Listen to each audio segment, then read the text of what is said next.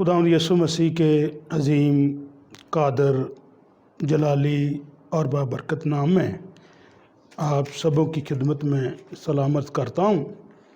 मैं पास्टर शहबाज मसीह बतौर BFC branch pastor और सबसे पहले आसमानी बाप की शुक्रगुजारी करता हूँ और उसके बाद अपने रूहानी बाप पास्टर डॉक्टर एल्विन जॉन साहब की शुक्रगुजारी करता हूँ तो जिन्होंने ये मौका बख्शा कि फेथ बाइबल कॉलेज पर आकर फेथ बाइबल सरमन के ज़रिए मैं खुदा के कलाम को आपके साथ शेयर कर सकूं। ये खुदा की मोहब्बत और खुदा की ख़ास फेवर है। तो खुदा के कलाम में से हम एक आयत पर आज गौर करेंगे, कुछ बातें खुदा के कलाम से हम सीखेंगे। याकूब का ख़त है, उसका 4 बाब और उसकी 7वीं आयत जब पढ़ते हैं तो लिखा है, पस खुदा के ताबे हो जाओ और इब्लीस का मुकाबला करो तो वो तुमसे भाग जाएगा।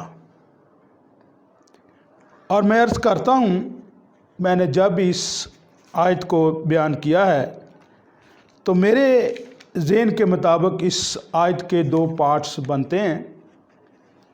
फर्स्ट ऑफ ऑल, पहला जो हिस्सा है इस आयत का वो है, पस खुदा के ताबे हो जाओ।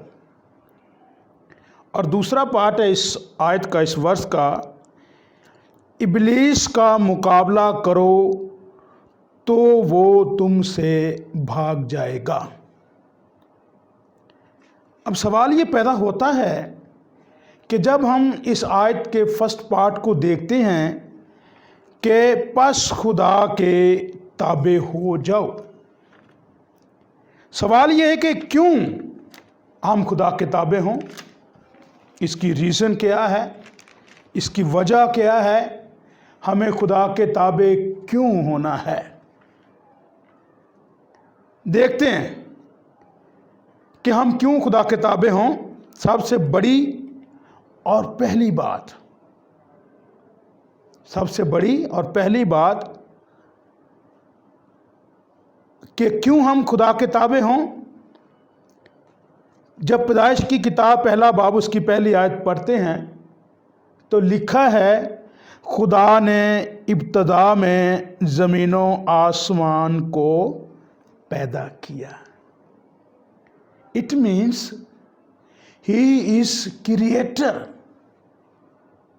खुदा जो है वो खालिक है। इसलिए हमें, जैसे खुदा का बंदा बुजुर्ग याकूब सिखा रहा है कि बस खुदा के ताबे हो जाओ, तो उसकी रीज़न ये है कि ही इज़ क्रिएटर। खुदा जो है वो खालिक है, इसलिए हमें उसके ताबे होना है। और जब हम आगे चलते हैं कि कितनी बातें हैं, कितनी वजूहात हैं कि जिनकी वजह से हमें खुदा के ताबे होना है।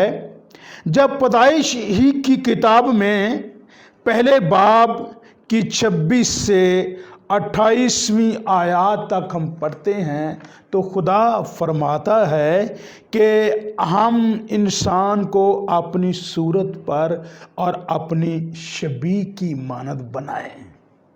कैसी बड़ी बात है। खुदा ये कह रहा है कि हम इंसान को बनाएं और अपनी शबीह पर और अपनी सूरत पर। ये छोटी बात नहीं है मेरे से तो, कि खुदा इंसान को अपनी सूरत पर और अपनी शबीह पर बना रहा है। इसलिए बुजुर्ग याकूब हमें ये सिखा रहे हैं कि बस खुदा के ताबे हो जाओ। क्यों? क्योंकि ही इज़ क्रिएटर, वो खालिक है और उसने इंसान को यानी मुझे اور تمام بنی نوع انسانیت کو اپنی صورت پر اور اپنی شبیہ پر بنایا ہے، اس لیے ہمیں اس کے تابع ہونا ہے۔ اور آگے چلتے ہیں، اور پھر لکھا ہے کہ خدا نے انسان کو اختیار دیا، اور کہاں کہاں دیا؟ سنیے، سمندر کی مچھلیوں، آسمان کے پرندوں اور چوپایوں، اور تمام زمین اور سب جانداروں پر جو زمین پر رینگتے ہیں، اختیار رکھے، اختیار رکھیں۔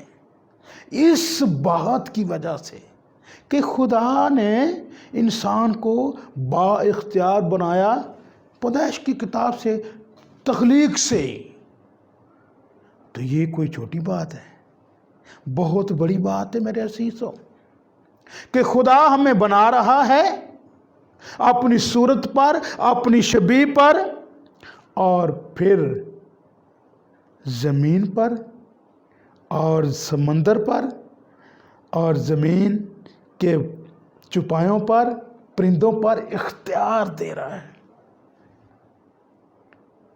اس لیے ہمیں اس کے تابع ہونے کی ضرورت ہے، جیسا کہ خداوند یسوع مسیح فرماتے ہیں کہ میں تمہیں اپنا اختیار دیے جاتا ہوں۔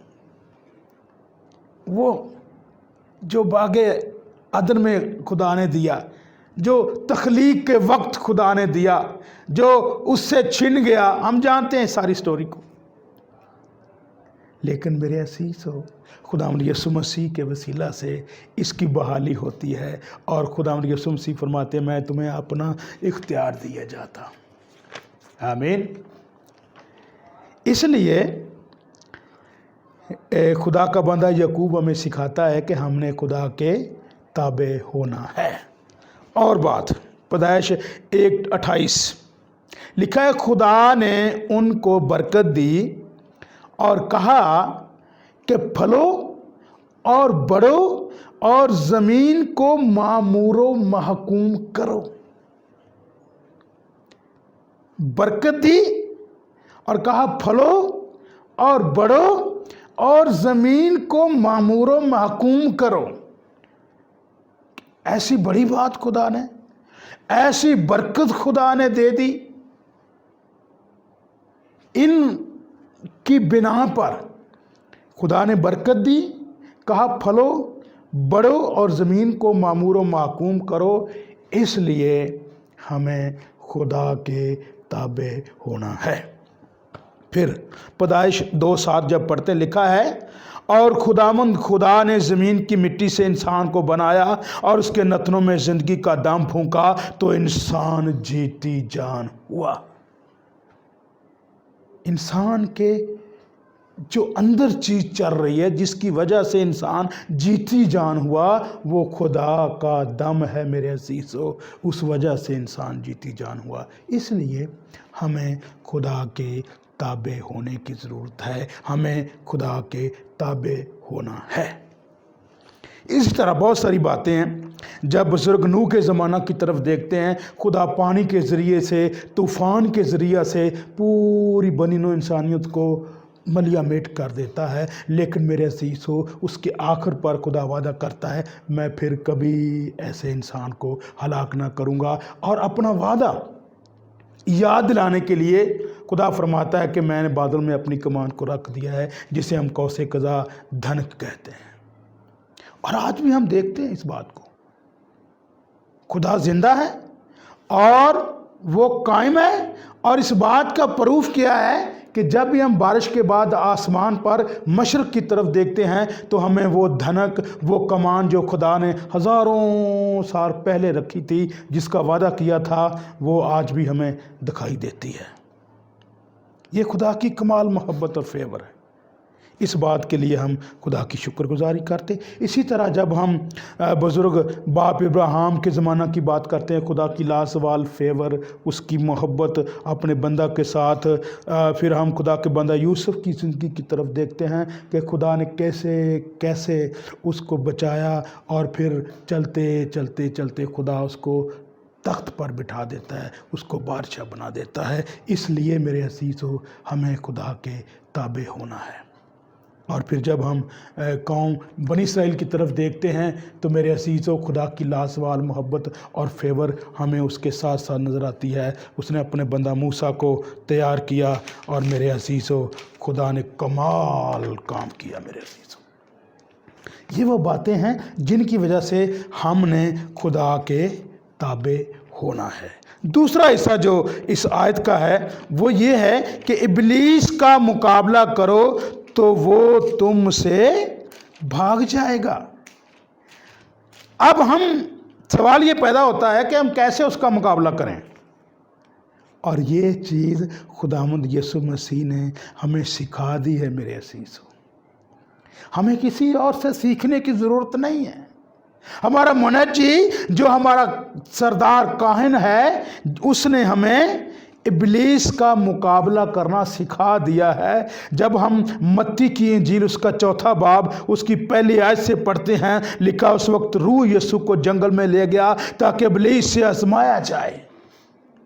40 دن اور 40 رات فاقہ کر کے آخر کو لکھا اسے بھوک لگی، اور آزمانے والا ابلیس کا کہتا ہے اگر تو خدا کا بیٹا ہے تو فرما کہ یہ پتھر روٹیاں بن جائیں۔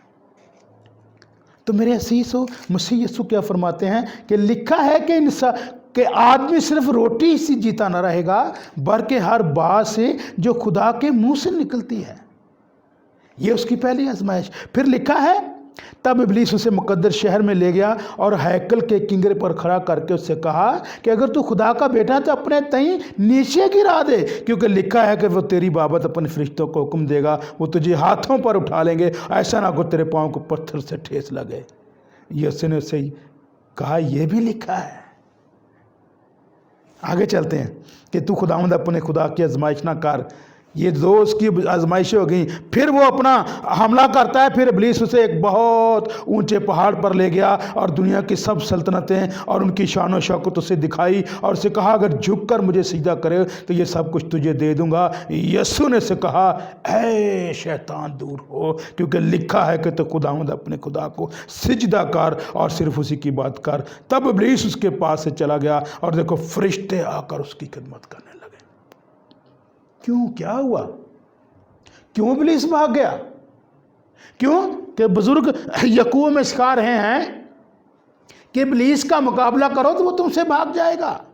اب مقابلہ کیسے کرنا ہے یہ بات خداوند یسوع مسیح نے یہاں ہمیں سکھا دی ہے۔